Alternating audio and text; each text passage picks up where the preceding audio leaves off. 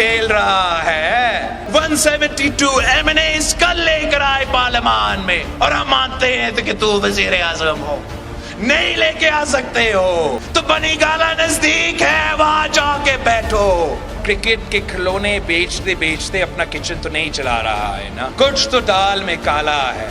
ये कौन से जादू के सिलाई मशीन्स हैं जो अगर आप बेचते हैं तो अमेरिका में जायदाद मिलते हैं। खुद जो दूसरों को जानवर कहता है, असल में वो जानवर है, वो जंगल का कानून चाहता है। मुझे उर्दू सिखाने से पहले आपके 3 बच्चे हैं, तीनों को उर्दू सिखा दो। दूसरों को डीजल डीजल कह रहा है, ये वजीर आजम डीजल है। दूसरों पे बूट पॉलिश का इल्जाम लगा रहा है। बूट पॉलिश का इल्जाम इमरान,